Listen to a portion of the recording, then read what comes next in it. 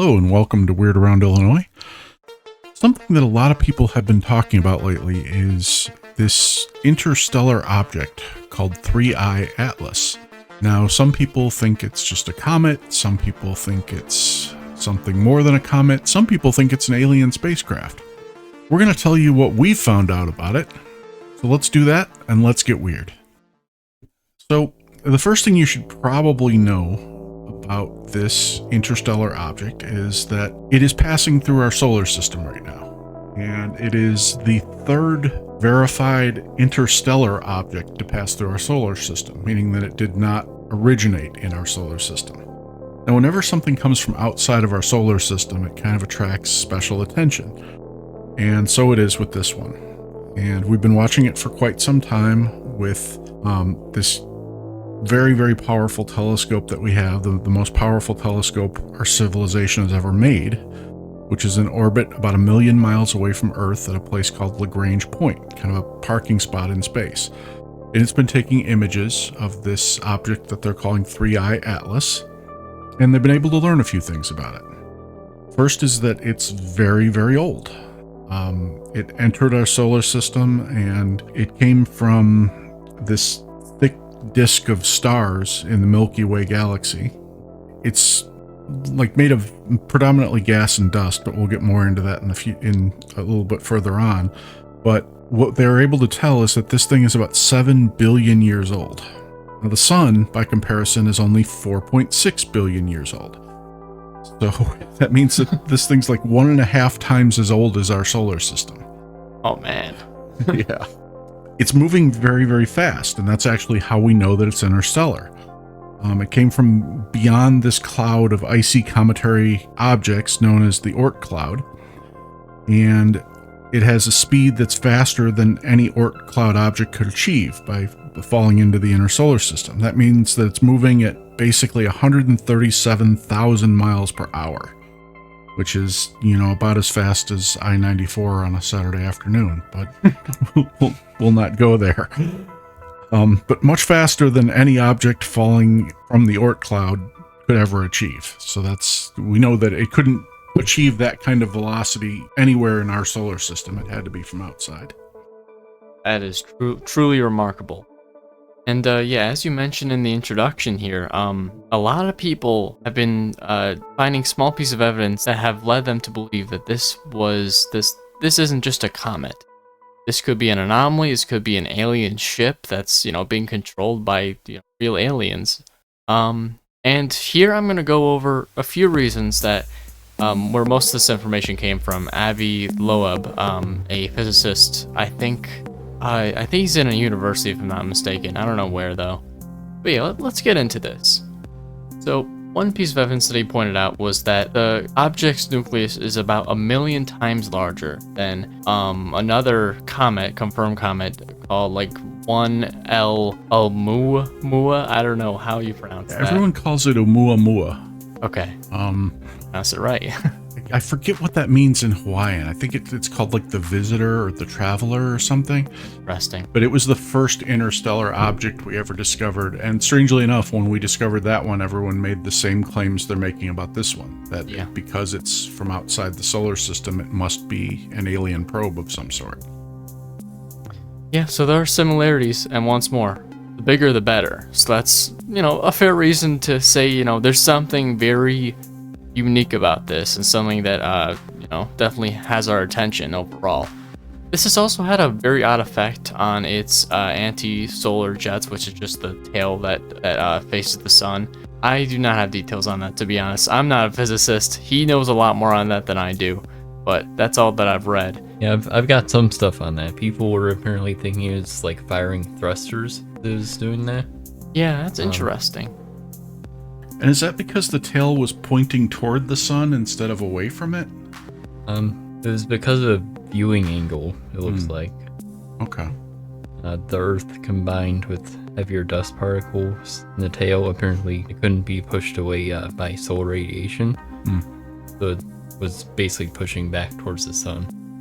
Now, me just thinking about this, is it possible that these jet-looking streams, could that just be, I guess, rubble from this object being almost sucked in a way by the sun, where, you know, in the trajectory it's going, maybe other comets also have the same thing where, you know, stuff is just being pulled towards the sun, like we're being orbited around the sun.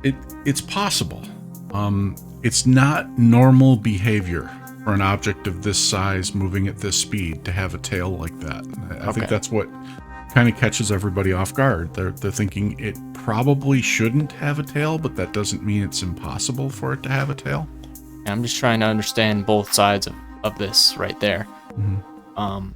And again, I think even if we accept that's, you know, what's causing the tail, that it's like a breakdown of the object or gas particles caught in its wake or whatever. Yeah. The placement of the tail is what I think is bothering some people, because it's not necessarily behind the object. It's almost like tangential to the object. It's like coming at an angle, almost like it was trying to course correct and fired thrusters in an odd direction. Yeah, there's another one, actually one right below it actually, that kind of relates to that. Like, it was so weirdly placed and at such a weird trajectory that it was almost like equally tens of millions of kilometers from Mars, Venus, and Jupiter. Seemed like a pretty decent spot to end up at to gather data. Yeah. It's almost like it was trying to get the largest cross-section of the planets in our solar system that it could. Yeah.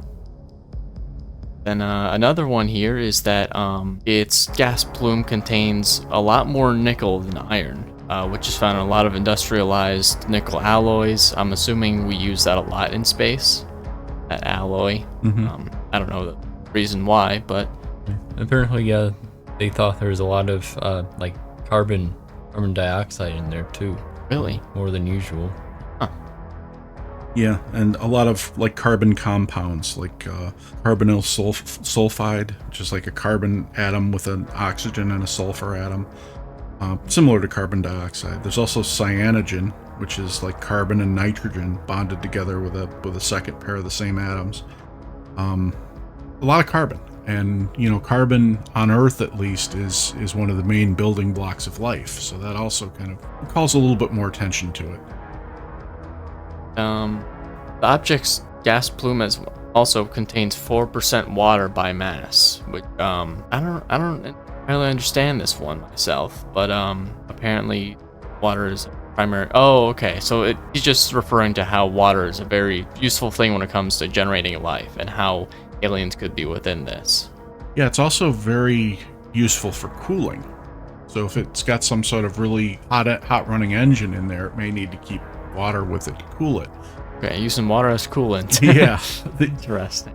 The interesting thing about water, our view on water has changed over the last decade or so. We used to think that Earth was really unique in terms of the amount of water we had. Like if you ever watch like old alien invasion shows, they always were coming to steal our water. But what we're learning more and more is that water is everywhere. It's in comets and asteroids and planets and... Yeah, wasn't there a theory that somewhere very far away in a different system there was this like giant water planet, just no land, pure water? Yeah, I wouldn't doubt it. Yeah, and they're finding, you know, frozen water on Mars and the moons of Jupiter and just all over the place. Yeah. Also, this object is much brighter and actually much more blue than the sun itself, and also all other comets that have flashed by us. Yeah, that's I could definitely see why people would think it's a UFO, because a lot of UFOs are described as very bright, so it makes sense. Yeah, with our history of seeing, I guess, flying, like, you know, very fast flying blue lights or red lights across the sky, I guess, when we see something bright, we think of UFO quite a bit, so... Yeah. Even if it is far in space, I guess it's a little bit different. Yeah. I think that's all that Avi has given as, like, big evidence towards it being an anomaly at the least. I mean, I'm sure other people can say much more that might point towards alien, but I mean, those were pretty credible, so. But NASA eventually came out and basically debunked all of that and said, like, no, this is just a comet. Yeah, it was almost comical when I was reading this, because they just came back from the government shutdown of almost a month, and like, we got so much evidence, you won't believe it, basically, and they just debunked the entire thing. It seemed like that's the way they framed it. Yeah, and that's another thing. We really didn't have like any images to work on for like several months. Yeah. So a lot of people just kind of assumed it must be UFOs. And there were so many fakes. I mean, the internet was just covered. Some people identified images that were taken from like Star Trek 4 and things like that. It was crazy. Somebody found like the planet killer from the Doomsday Machine episode of the original Star Trek. There was an image of that used on one website. And because there were no images and because most government agencies were shut down and weren't providing images or debunking images, everybody just kind of went wild and said, look what's out there, look what's coming for us. And so just to name a few things that NASA basically used, and some other agencies have used to debunk it basically, is there's been spacecraft that's observed like spraying water vapor and dust from its nucleus as it got close to the sun, which basically proves that it's a comet. Astronomers have also detected familiar like radio signals that they've seen from like other comets. And just in general with its speed, color, and just overall how it looks, they basically just said it behaves like a comet. Could the stuff leaking from the nucleus maybe explain the trail? Yeah, absolutely. Yeah, there are a lot of things that were just kind of filled in because people didn't have all the information. And keep in mind, they're looking at this with the most powerful telescopes ever invented. This isn't something that, some guy with a telescope on his farm is going to be able to track. It's never going to be close enough to the Earth to see with, any normal means. And even with these ultra powerful telescopes, they can infer what this comet is made of because they can see the color of the plume behind it, and they can estimate its size, but they don't have hard facts. I mean, when we talk about it being the biggest object that has ever, come from outside the solar system, they're not even sure of that. I mean, they believe it's big, but they don't know exactly how big. They're estimating that based on the outgassing of materials, and because of the materials coming off of it, it's blocking any view of the nucleus. So like when you said how large the nucleus was, that was their estimate. They don't know that for sure.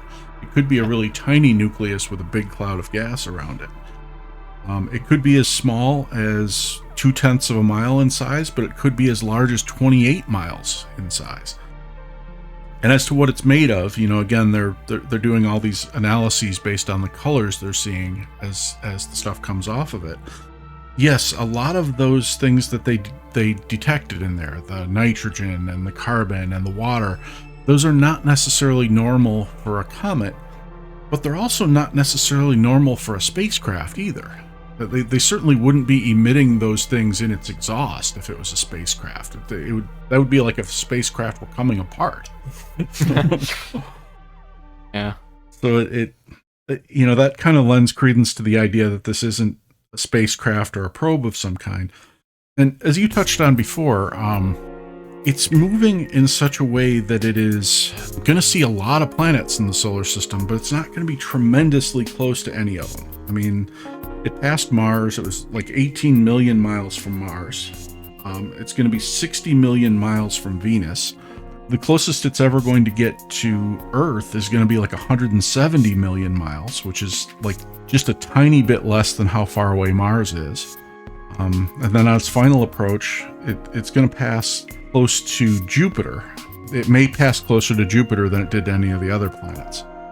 But no planet is going to be close enough to it to actually see the object with the naked eye or with a normal telescope or anything like that. Now, that being said, think like an alien race for a moment. You're sending a probe to another solar system. The obvious question is, why wouldn't you send it to Earth? Earth is the system, or Earth is the planet that has the obvious signs of life on it, everything from water to pollution to, satellites orbiting it and everything else. Well, not to debunk the debunkers, but remember, this thing was sent a long time ago.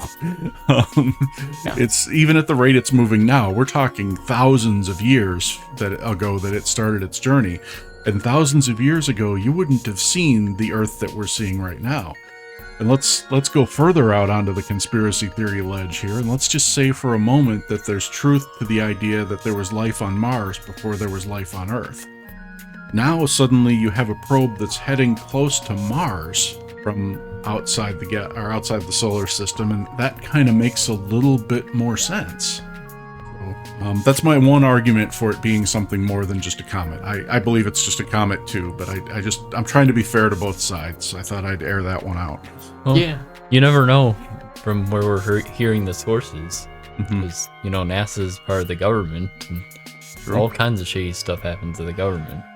Yeah, I was actually going to mention this earlier. If you want to put on your tinfoil hat, you could say that NASA and the entire government is completely faking all these photos, just like the internet, and they're just trying to minimize the chaos. Yeah. Yeah, it's not too hard anymore. No, it's very hard to know who to believe between the government and the internet.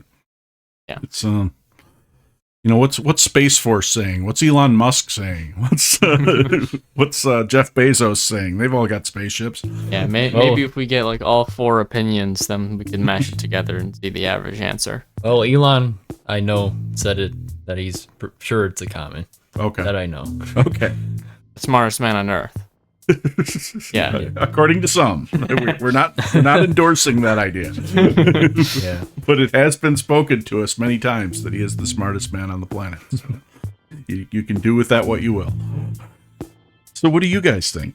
Are you thinking comet, or are you thinking like weird rocky space probe, or are you thinking some sort of colonization ship? What is it?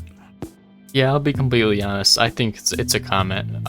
Definitely, like, I was reading an article, a lot of NASA, I guess administrators said this too, that, it's still making history in a way. I mean, once more, it still might be the largest thing. There are a lot of irregularities that we can learn from with that. So, still an important thing in history. Yeah. As much as I want it to be a UFO or something, unfortunately, I think it's a comet too. For that reason, I'm out. Yeah. Yeah, I guess I tend to agree with you. I really, really want it to be more than a comet, but I think it's a comet. I mean, I even was going to go with, the possibility that there's some sort of interstellar race of Bigfoot throwing rocks at us or something, but it's not even close enough to a planet to be an effective weapon. So I think it's just a comet. So we'd be really curious to hear what you all think, or if you have some information that we're not privy to on what this thing is, if you can share it without being hunted down by the government or Elon Musk or Space Force or anything like that. You can always use our anonymous contact form and fill out your comment there. But it's a fascinating thing anyway, and it's always interesting to get a visitor from outside our solar system, and it'll be even more interesting someday when we're able to visit outside of our solar system. But for now, it's fun to study these objects and theorize about what they could be, and we thank you for going on this little journey with us, and thank you as always for listening and for subscribing and for telling your friends.